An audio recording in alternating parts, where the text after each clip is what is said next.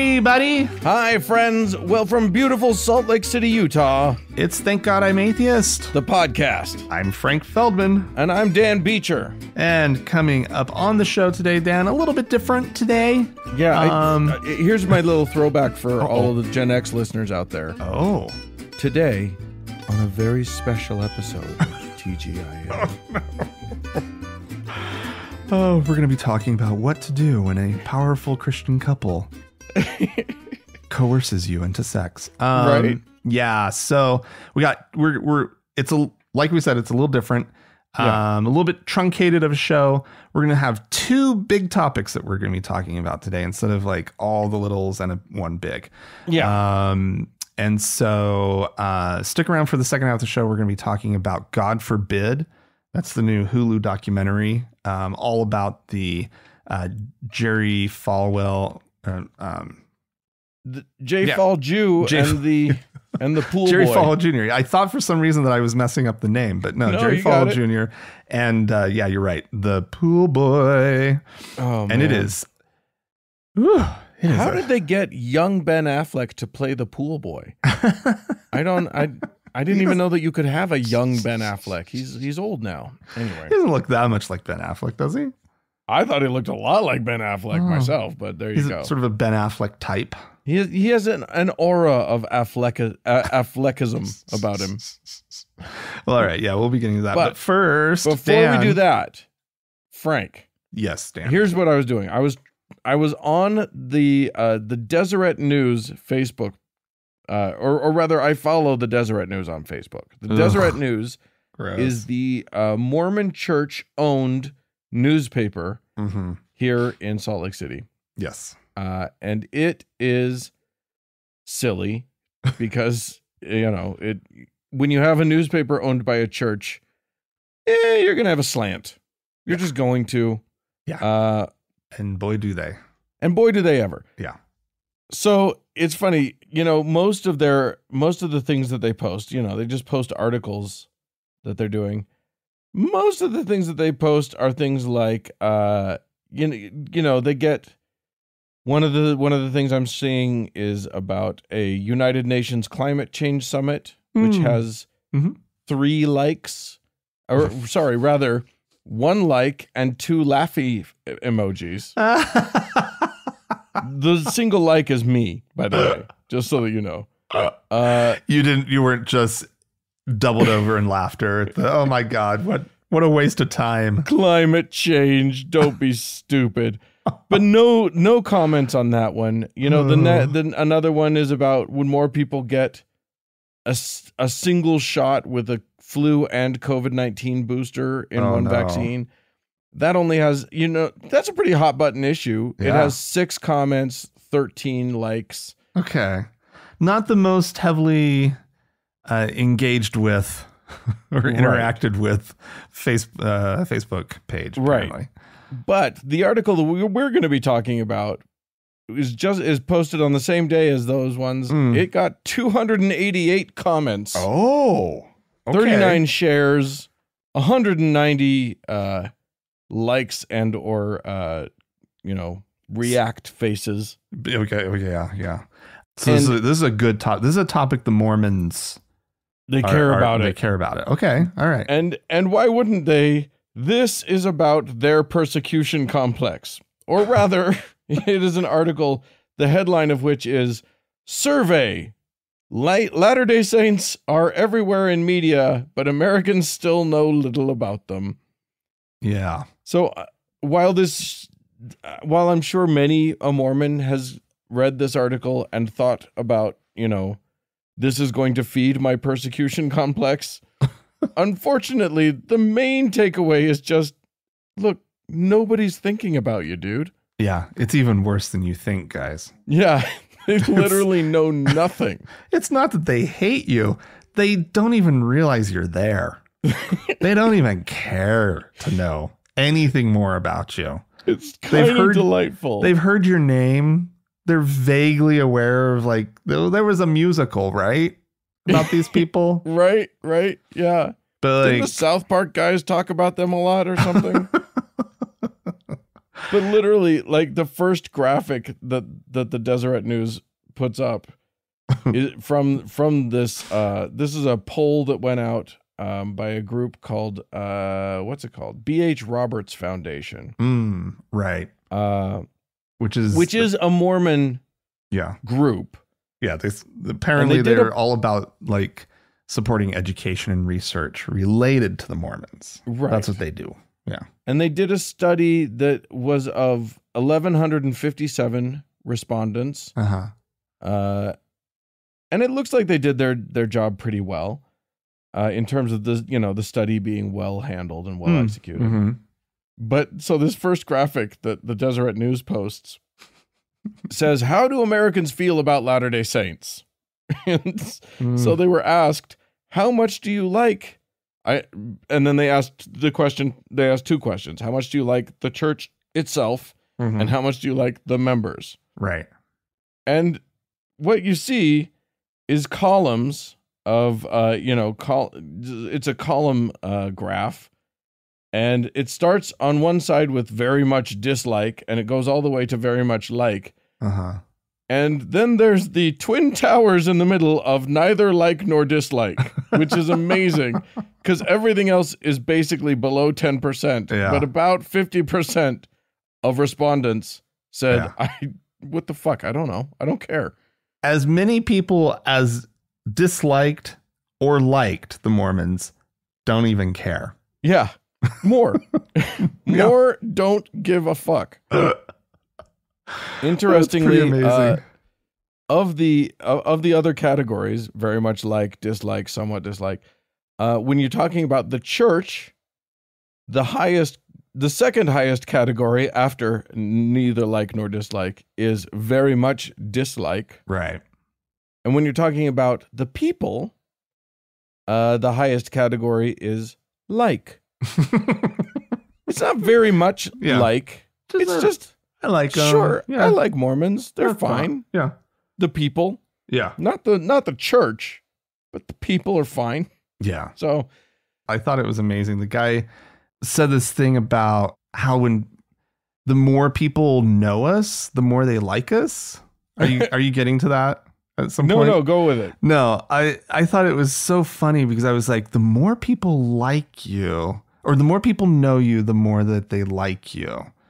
And I was just like, I don't think that's true. That has not been my experience. I think I know you guys very, very, very well. And I know a lot of people who know you very, very, very well and dislike you terribly. Right. So anyway. I think it's true. I think it's actually, there's like, if you were to draw the graph that I have in my head, and I think this is accurate, but it is not backed up with any data per se. But it's like, the more you know the Mormons to a point, the more you like them. And then you know too much, and then it just drops all the way to the bottom. Yeah, exactly. Like, then you don't like them at all. Because you know them too well. You really know them. Yeah. You know what's actually going on there.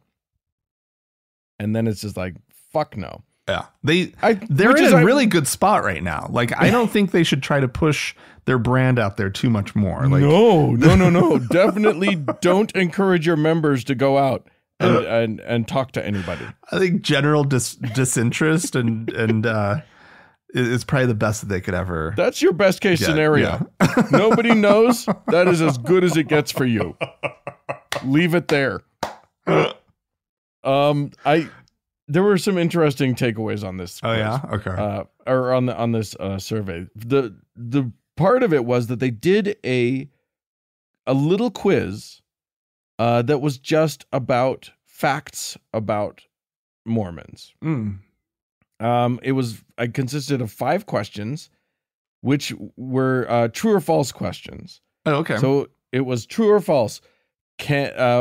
Members of the Church of Jesus Christ of Latter-day Saints can live with more than one wife. Oh.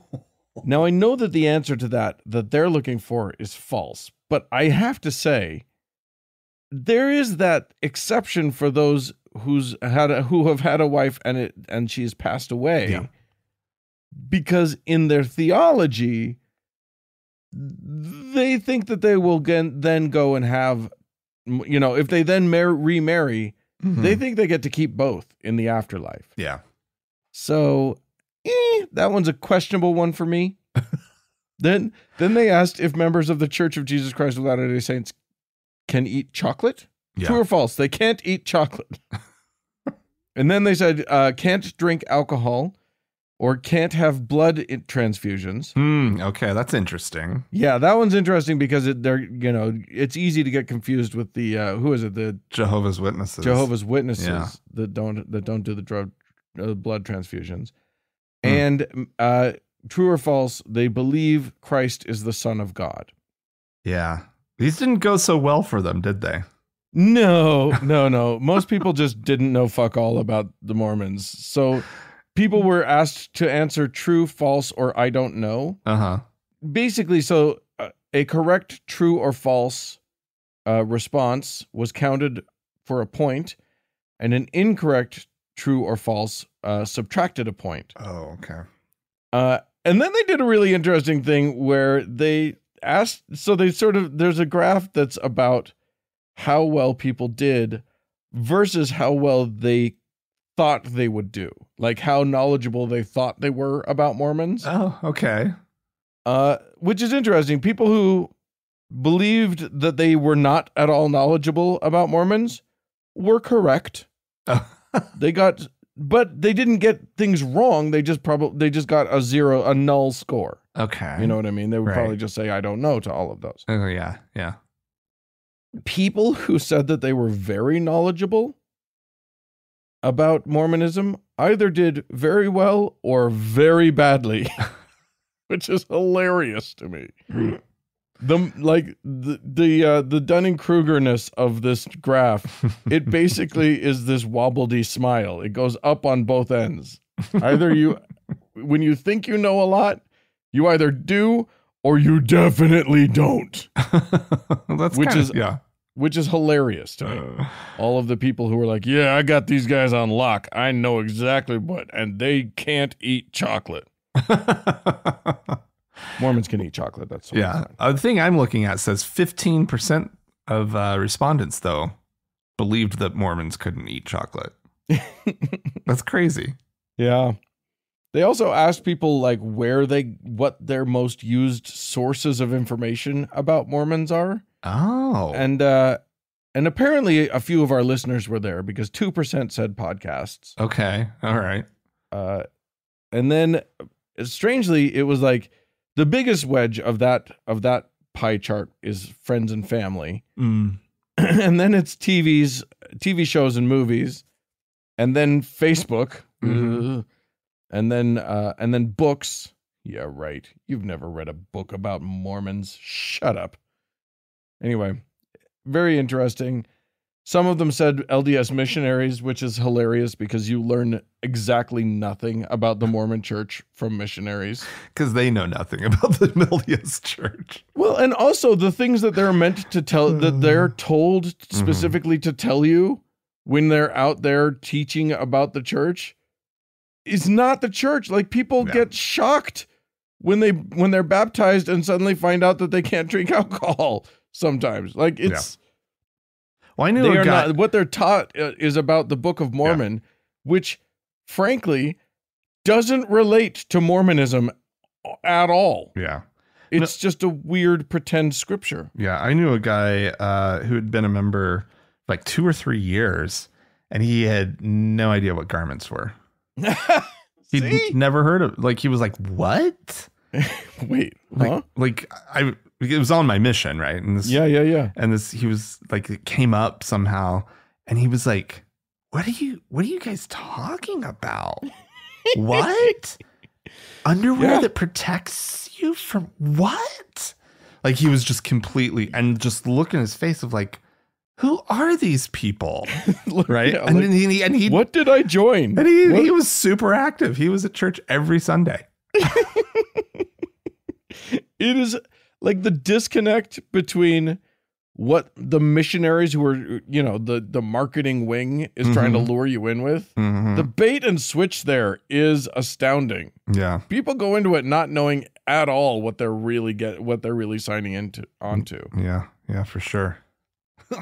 I'll tell you what, the most interesting thing about this survey that obviously nobody was paying any attention to it because it wasn't specifically about Mormons, was that they asked all of the survey respondents about their own beliefs.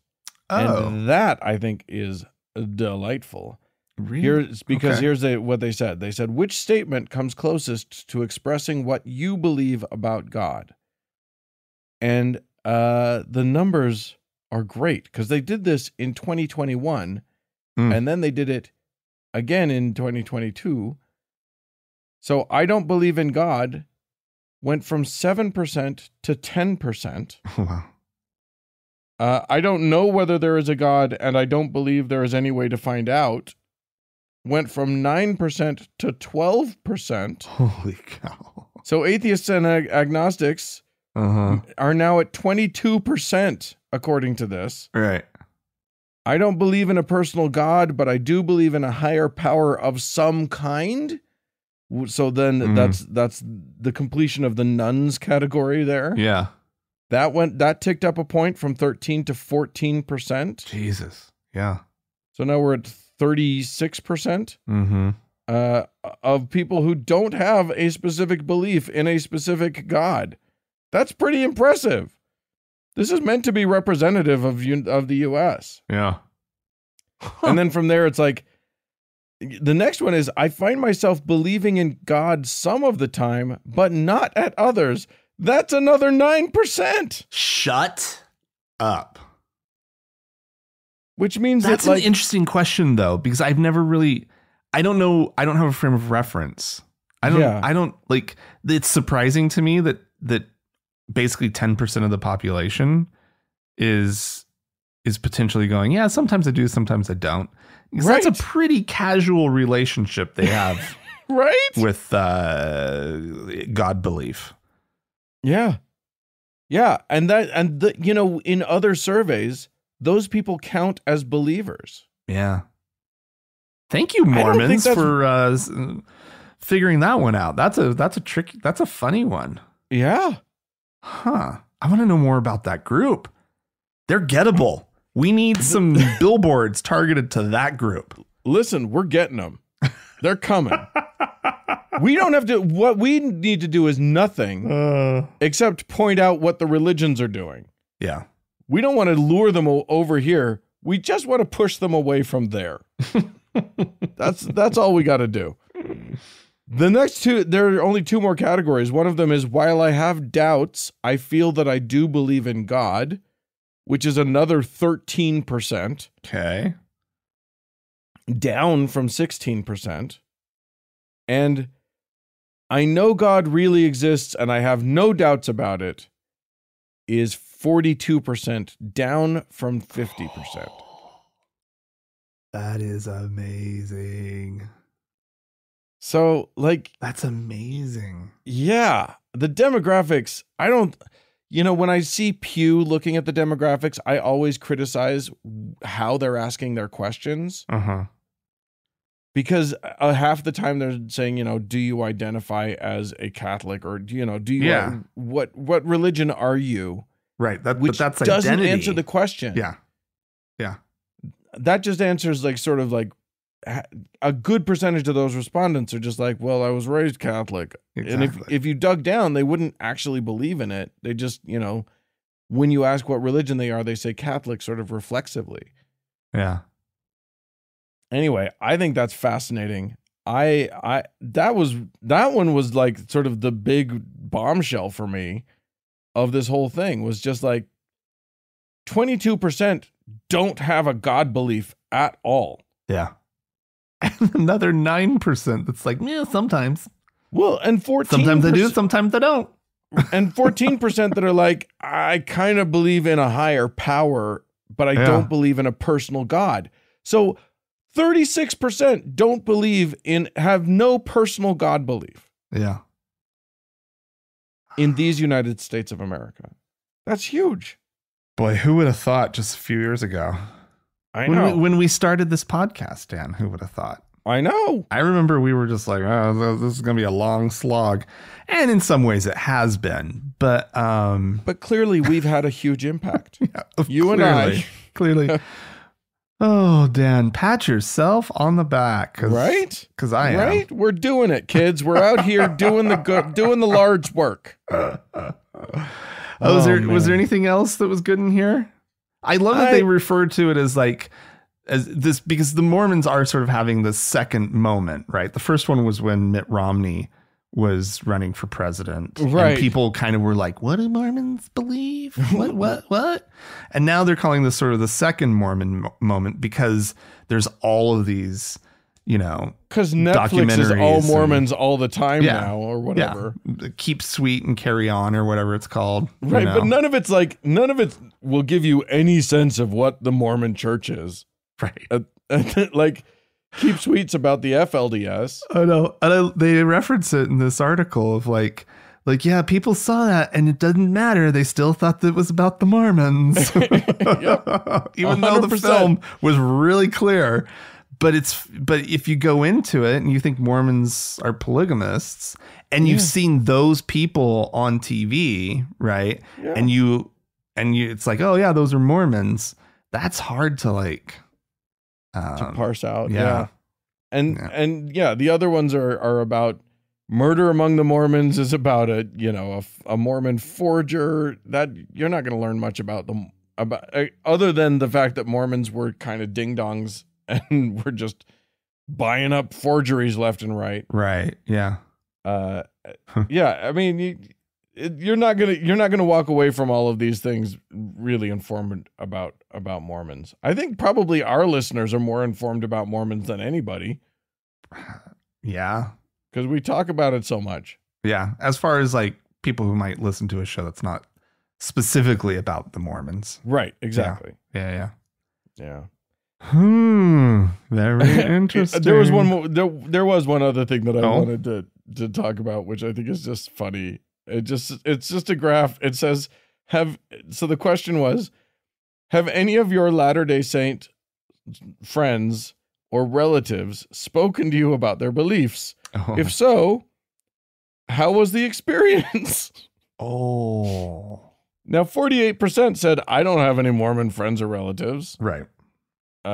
Which that even seems low to me. I'm surprised more than 50% have Mormon friends or relatives, but there you go. The largest wedge other than that is I have never spoken to my LDS friends or relatives about their beliefs. Then the next largest is I have, and it was neither a pleasant nor unpleasant experience. But then the next largest is I have, and it was a very unpleasant experience. What percentage was that? 7%. 7%. But of the people who have talked to their LDS friends or relatives about their beliefs, definitely the people on the negative side of that outweigh the people on the positive side. Well, yeah, because it's some awkward person with a Book of Mormon and sweaty palms, and they're just like, "Ooh, I want you to have this book. It means so much to me." Right. Oh, poor people having Mormons. A very unpleasant experience about. Because what's bound to happen is that they start off good-natured and whatever, and then someone's like, "So what do you guys believe about gays?" And then it goes dramatically downhill. Yeah. So, I mean, it can be a pleasant experience if you're talking about oh, really? You don't drink alcohol? That's weird. And then you get to sort of, you have that conversation. Yeah. You don't eat chocolate? That's really weird. They eat chocolate. They obsessively eat chocolate, everybody. Yeah. That's how they get their caffeine, because they can't have coffee. It's one of. Yeah. Yeah. Diet Coke is probably the preferred. Yeah. That and Mountain Dew. I feel like a good percentage of Mormons literally have IV bags full of Diet Coke. No kidding. Anyway, There you go. That is that the Mormons they feel persecuted, but the I guess the takeaway is no, guys, nobody even knows who the fuck you are. They weren't even aware you were there. Like, I want that just like on a t-shirt to wear around town. Nobody's persecuting you because nobody knows who you are. Right. Nobody cares. They've barely heard of you. They think you're all polygamous. They don't like the polygamists. They don't even know you exist. Right. Oh, God. All right. Well, there you go. Should we just move on to the next topic? Let's move on. Yeah. Okay. That was wow. What a segue, Dan. What a segue. Look, it's a very special episode. Yeah. Things are a little bumpy here. We don't know how to do this. If we break our normal pattern, we have no idea what to do next. We have no idea what we're doing. The very special episode. Do people know that the very, very special episode thing? I know what it is. It was just every show in the 80s that was a sitcom, that was a comedy. If they tried to do a serious topic for one episode, it was always presented to it was advertised as this week on a very special episode of Blossom. And then it was like, you knew, oh, this is going to talk about drugs. Yeah, Joey tries marijuana. On a very special episode of Saved by the Bell. Anyway, well, it was usually the good ones were the ones that, like Saved by the Bell, that might be more targeted toward kids. Yeah, because then they knew. Yeah. Then it couldn't actually be about marijuana. That was a little too hardcore for them. It couldn't be about. They certainly couldn't be about like heroin or whatever. So then they have the girl be addicted to diet pills, caffeine pills. Yeah. That was probably Facts of Life. In fact, no, that was Saved by the Bell. I'm giving the Saved by the Bell one. Okay. Because she literally, like, it's a classic moment. Look it up if you haven't seen it. She literally starts singing it's amazing. Oh, okay. Because I'm pretty sure Facts of Life had Joe. Oh. I think she'd gotten into some uppers or something. I can't remember. Oh, we're all very worried about Joe. Oh. Can't that girl get a boyfriend? Why can't that girl get a boyfriend? Because she wants a girlfriend. They never said that. Anyway, on Hulu, yes. If you have Hulu, mm-hmm. A new documentary has come out called God Forbid. Mm. This is produced by Adam McKay, who was famous for The Big Short and a bunch of other things. I like the trend of comedy documentaries. Yeah, I think we need to go in that direction. Yeah. Okay. Anyway, this is about Jerry Falwell Jr. We've talked about this, like so many aspects of this story on the show as news items. Mm-hmm. You know, when it came out that Jerry Falwell Jr. Watched as his wife fucked the pool boy, and when it came out that Jerry Falwell Jr., you know, had his picture taken with his pants unzipped and a drink in his hand with his arm around a pregnant girl, and it's just like, what the hell is happening? For those of you who don't know, Jerry Falwell Jr., obviously son of Jerry Falwell Sr., and sort of heir to his throne. Yeah. He was the president at Liberty University, which is the whole moral majority thing, right? Yeah, and that was the most interesting part of this. Walk us through the sort of the Jerry Falwell Sr. legacy, because that was part of the really fascinating thing that they really explored on this. And I always knew that Jerry Falwell was like this really pivotal character in this thing, you know, the whole moral majority thing. And then with the rise of evangelicalism in sort of Republican politics, I was aware of him as a character. I never knew or realized that he was essentially a kingmaker type, right? And that he was such a pivotal figure in helping Reagan get elected because he threw the support of the evangelicals behind him. He basically gave them permission to vote for, this Hollywood actor instead of one of their own, Jimmy Carter, who was evangelical. He was a born again Baptist. Guy. He should have been, by rights, he should have been their candidate. Absolutely. But, he was a progressive evangelical, and that's not what Jerry Falwell wanted, and blah, blah, blah. And just kind of a little bit of the history of how Falwell had basically searched for a wedge issue that he could get all the evangelicals really excited and at the polls with. Right, because what they had been using, the wedge issue that was the easy one, the go-to for a while, was hating black people. Yeah. For want of a better term. Yeah. That was literally their stance was, no, we need to keep hating them. Yeah. And then the civil rights movement came along and was like, please don't hate us anymore. Yeah. And, I feel like their racism was probably heartfelt. I don't know how much that was him looking for a wedge issue, but he realized when they no longer, when that just became completely untenable as a position in this country, right?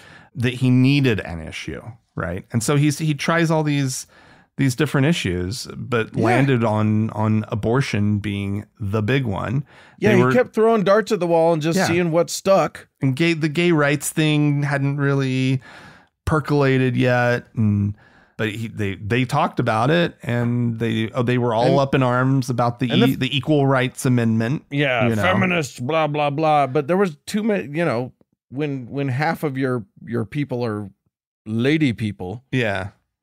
Yeah, abortion though. They found it, and that became their big issue. Yeah.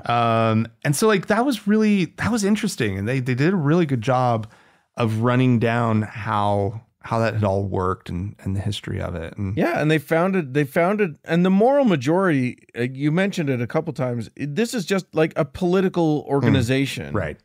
That they founded back in 79. And it was Falwell and Pat Robertson and some other people. And it was just, it became this behemoth, this political behemoth. And they basically said, if you're going to be a good Christian, you have to vote this way, which they had never been able to effectively rally everyone to that. Yeah. The South had been Democrat for a while, and they just flipped it. They managed to make the Christians feel bad if they weren't voting Democrat. Republican. Yeah. The other way. Yeah. It's fun. And you're right. That's basically how Ding Dong Ronald Reagan, who buried our country. Yeah. That's how he got elected. Yeah. And then the film jumps into the story. Well, it takes a little bit of a circuitous route, but it talks about Trump, right? Yeah. And how Jerry Falwell Jr. positions himself as a kingmaker, like his father had with Reagan. And there's some details involved in this whole thing, including quite a strong possibility that Michael Cohen, Trump's fixer attorney who kept all the secrets, right, and would blackmail people, that he may have leaned in pretty hard on Jerry Falwell Jr. because he had all the dirt. Yeah. Because here's the thing. It was coming out. There was a lawsuit where there wasn't actually a lawsuit. There was a shakedown of the Falwells by somebody who was friends with Giancarlo, whatever his name is. The pool boy. The pool boy. And they were doing a shakedown of the Falwells because they had the goods, and literally Falwells were friends with the Donald. they clearly called him because they sent in Michael Cohen to fix the situation. Well, guess what? In that process, Cohen got the pictures, got all the goods on the Falwells. Yeah. So I guess, when it comes time to endorse a candidate, I guess you endorse the guy who's got the goods on you. Who has the pictures of your wife being fucked by a 20-year-old pool boy. That you took. So yeah, I mean, that was a big revelation for me to see that, oh shit, like the movie actually doesn't claim that it was done under duress, that Falwell supported Trump under duress. And he didn't have to. Like, they were friends. Like we said, they knew each other. They were friends. It may be that like there was no duress needed, but they had it. Well, they set it. The film sets up everything that it needs to set up for you to draw your own conclusion, I guess. I think the initial endorsement makes sense. Is just like, oh, he's my friend and we're politically aligned, right? You're right. The thing that I had also forgotten about was how much Jerry Falwell Jr. defended Trump all through the campaign as these scandalous details were coming out left, right, and center, including the pussy grab him clip from, what was that, Inside Hollywood, Access Hollywood, whatever that show is, right? Like when that tape came out, and that was incendiary and would have destroyed anyone's chances ever of getting the evangelical vote. Oh, 100%. Except now Jerry Falwell comes along and says, and defends Trump. Does a media blitz. Yeah. Goes everywhere he can. Yeah. Defending the man who just said, I can grab him by the pussy if I want to. And that was not the only time, right, during the campaign that Falwell came to Trump's defense. And those are the moments where I'm like, well, he should be quietly sitting in the corner and just like not saying anything about his friend at this point. That's the reasonable thing for the president of Liberty University, the largest Christian university in the country. Right. Yeah. Like that's what that guy needed should to shut be the doing hell up. Right. At this point. And because it was already kind of risky going, putting your support behind Trump in that position. And that's the one where I'm like, that had to be Cohen. Yeah. That's the dirty pics. I enjoyed the documentary. I thought it was really well put together, Dan. Yeah, it was very interesting. We may be doing quasi spoilers, but the ride is quite fun. Yeah. Well, I mean, spoilers on something like this, it's more just to see the whole thing put together, the whole story strung together, and to really understand how this pool boy, his name is Giancarlo Granda, and he wasn't a pool boy, he was a pool attendant. Right. Pool boy sounds like he's cleaned their pool, right? I kind of always thought that's what it was. Yeah, and that is a misnomer. He worked, he was 20. Mm-hmm. He was a child. Yeah. He was a kid, and he worked at a club. Yeah. That had a pool. Yeah. Like this was a party club. Yeah. This was like people go there for spring break type place. Yeah. And he would refurbish, he would replenish the towels. Yeah. And interact with the guests, and it was sort of understood that, people flirted with the pool attendants, and the pool attendants would flirt back, and so, but nonetheless, it's a good juicy story.